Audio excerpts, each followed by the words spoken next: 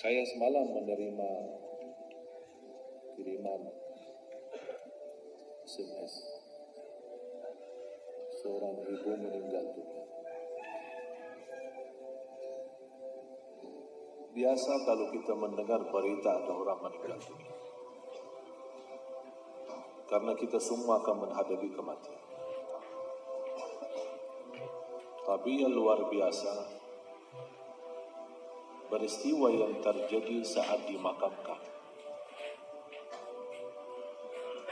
Anaknya menceritakan saat dimakamkan diantar ke kuburan, begitu mendekati kuburan tempat ibunya, malah semua jamaah yang ada di saat itu sangat terasa harumannya kuburan itu.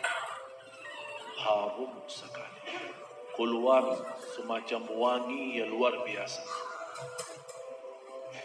sambil orang pada pandangannya kepada yang lain. Barangkali di antara jamaah yang membawa wangi-wangian yang bagus, tapi ternyata enggak, mengalir dari bawah keluar, sampai ada yang malah melihat asap-asapnya. Asap ini bukan asapnya kebakaran, tapi asapnya itu karena wangian dari masuk dari kuburan. Sampai dikuburkan, malah kata anaknya, begitu saya sendiri yang nurun memakamkan, mengkuburkan ibu saya, sampai saya dengan tanah saya sendiri membawakan tanahnya menutupi kuburannya. Pulang ke rumah saya mandi dan mencuci tanah dengan sabun, tapi masih terasa tanah saya harumnya luar biasa, sampai tidak bisa kehilangan. 3 malam masih tersimpan harumnya itu. Saya bertanya lewat SMS, apa kelebihan ibu kamu? Dia bilang, ibu saya biasa, malah orang awam, bukan wanita yang apa gitu, awam-awam biasa.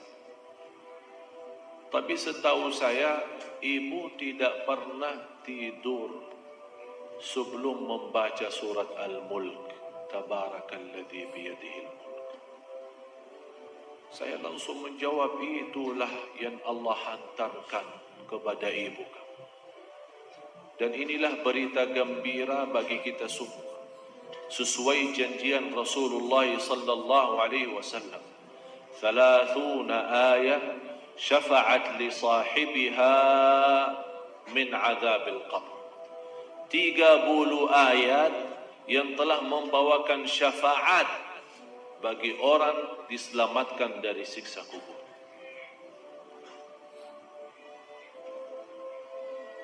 Dari situ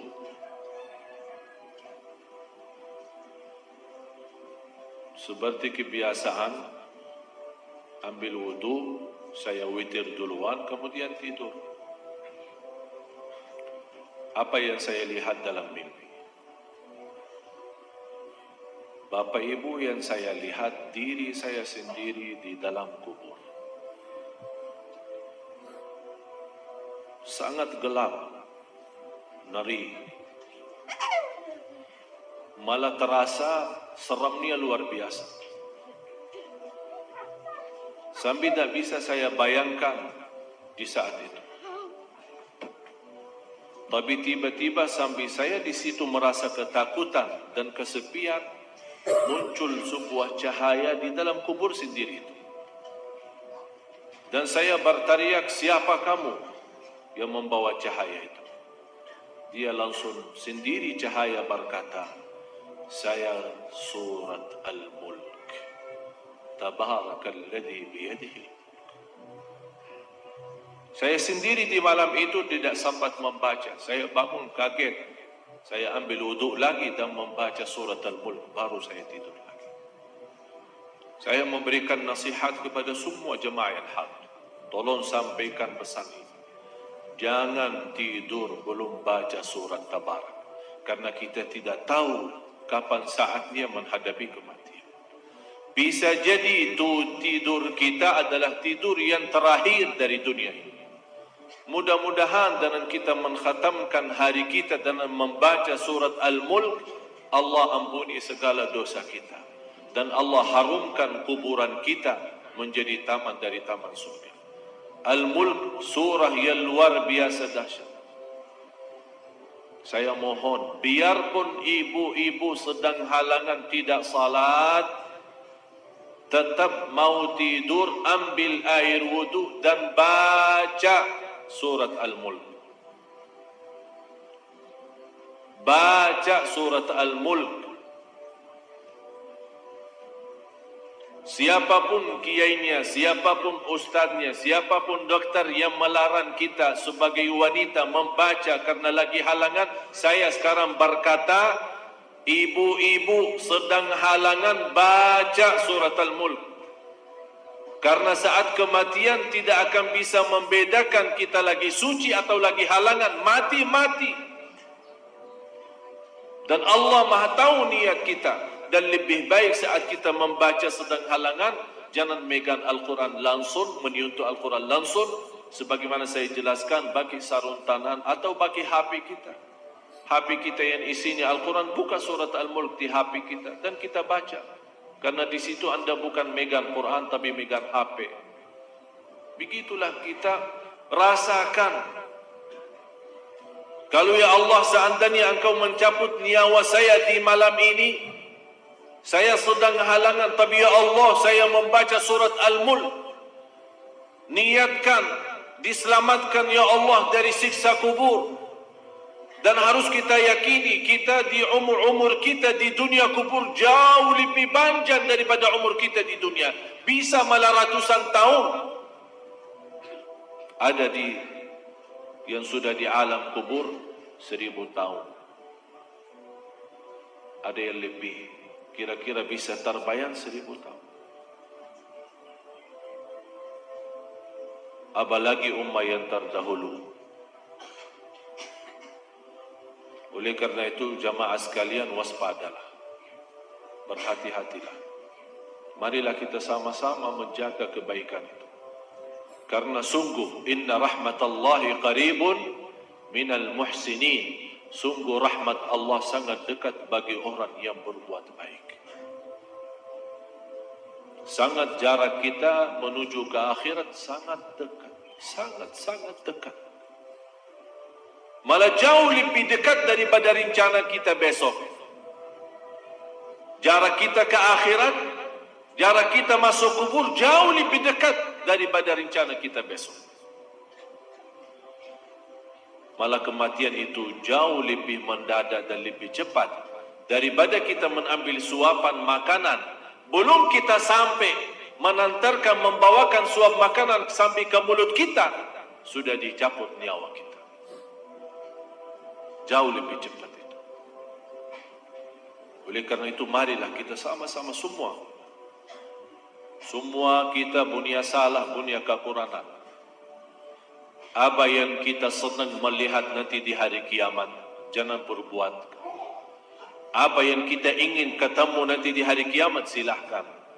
Apa yang kita takut dan malu dilihatkan oleh Allah nanti di hari kiamat, jangan berbuat.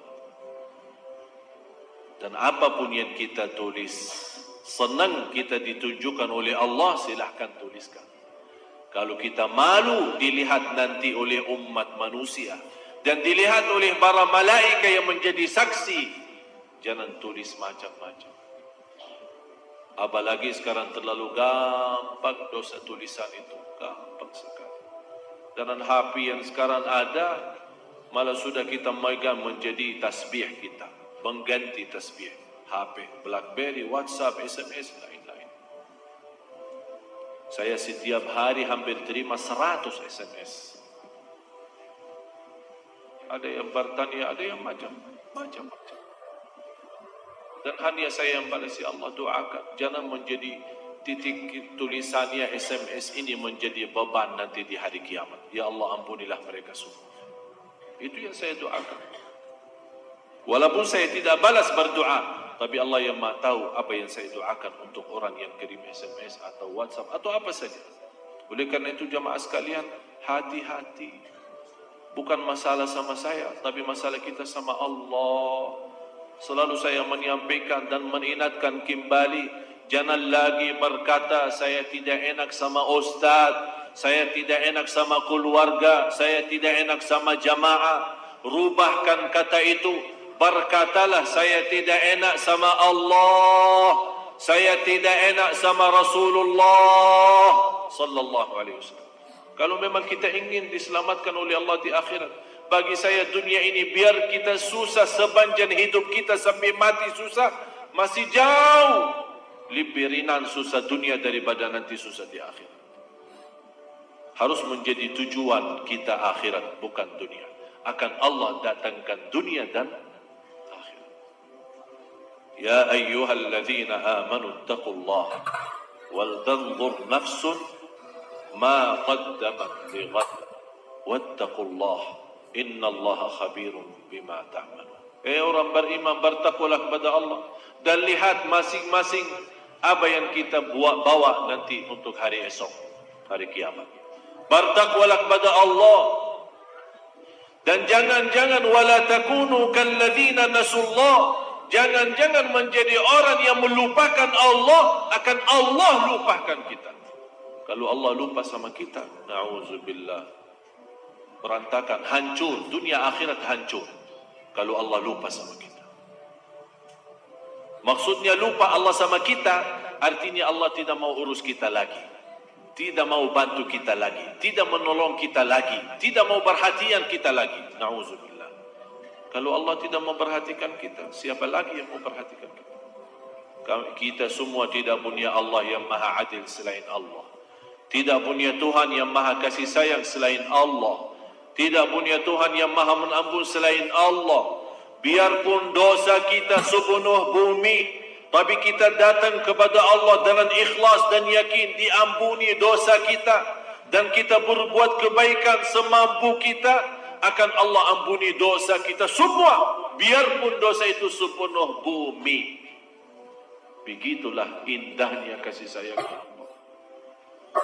Mudah-mudahan semua yang hadir Allah bukakan hatinya, diberikan petunjuk kepada jalan yang benar, disucikan lahir batin, dikuatkan lahir batin agar senantiasa setiap hari meningkat iman, menaikkan takwa, menjadi orang yang berilmu dan beramal saleh, agar senantiasa setiap saat, setiap waktu kita mendapatkan karunia rahmat Allah, karena sungguh rahmat Allah sangat dekat bagi orang-orang yang berbuat baik. Al-Fatihah.